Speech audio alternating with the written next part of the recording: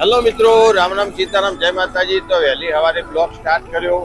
જો અત્યારે વાગ્યા સવારના 9 અને જઈ રહીએ ઘાસ લેવા માટે. અને વાતાવરણ એકદમ વરસાદનું કાલે કર્યું હતું ને આજે કર્યું, પણ કોઈ ઠાપ પડે એવું લાગતો નહીં. જો તમે દિવસ દરમિયાન કે શું કરો? જો જ્યાં પલોટી વાળી બેસી જા, પલોટી વાળી બેસી જા.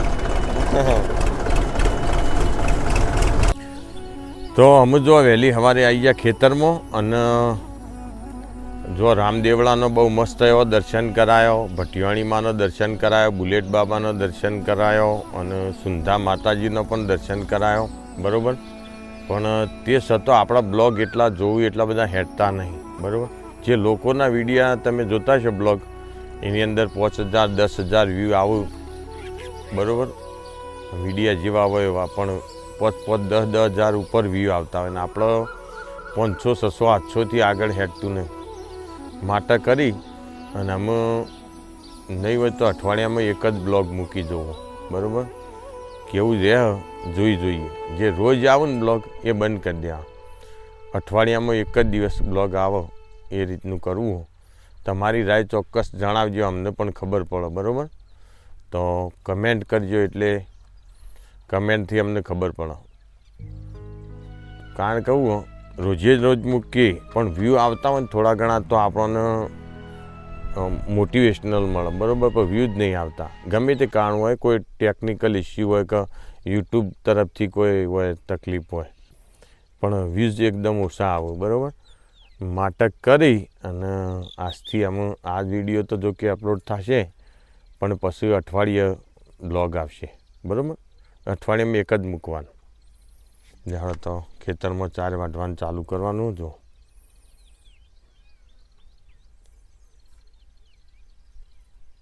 અમે 4 વાટતા હતા ને અમારા મિત્રો રામદેવડા જઈને આવ્યા ને અમને ભેગા થવા માટે આવજો, હોમાં આવજો.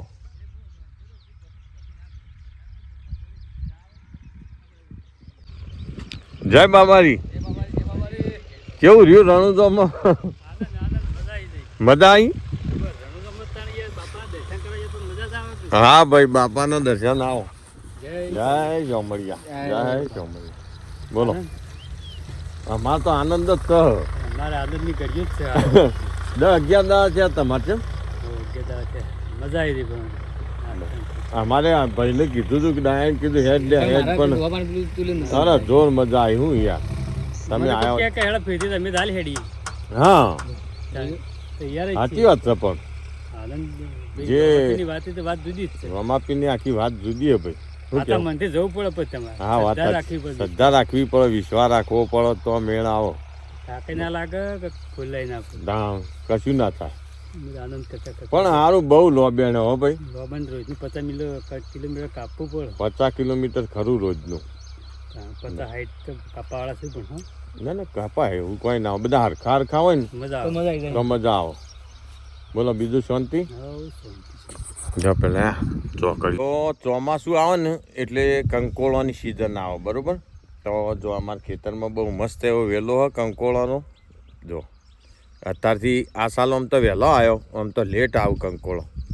લગભગ 15 દાડા વહેલો, કારણ કે અમારો વરસાદ વહેલો હતો ને એટલે વહેલો આવી ગયો કંકોળો. તો કેવો મસ્ત, પણ હજી નેનો શાક થાય એવું નહીં હજી હાલ.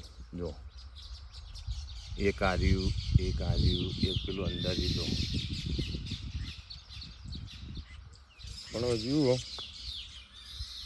ના છે કંકોળા. આ બધો કંકોળાનો વેલો.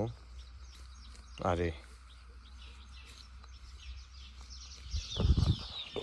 હજી 10 દિવસ થાય ને એટલે બહુ મસ્ત એવું શાક કરાવશે. જો કોઈ વળજી ના પડું તો મારા મોરી ઉઠ્યા ચાક તો જય શ્રી કૃષ્ણ.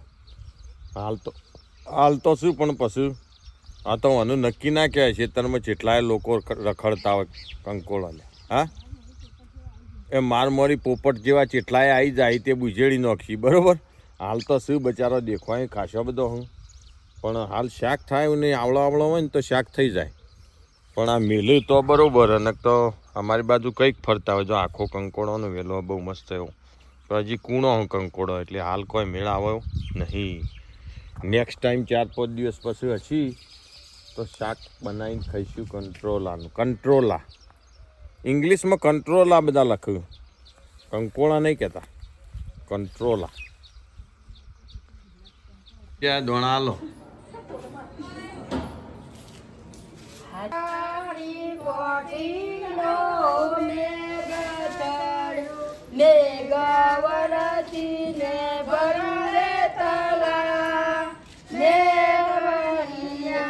સારી ગાયો કરે છે પોકાર મેવરિયા વર્ષો વર્ષો દાદાજીના દેશ ભળો ભાદરવો ગાજે લ્યો પાણી વેળો.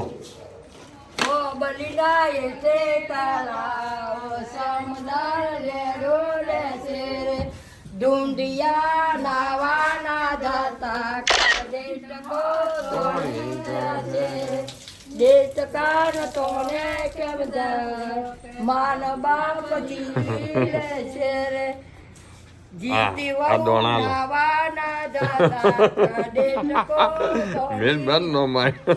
બારે બૈરાના જવું પાછા મેવલા હે જોયું માજી જબર ગઈ તરત નો બહુ મસલા ઠેઠ મોમેડાથી આવ્યો. ઓહો બરોબર ખાસી ટીવી બધું. માં લેજો પાછા બીજા ફોન માં લેજો હા સારું એટલે છોકરા હતો ના ના લે ફોન ના. ના મેલા વગર કીધું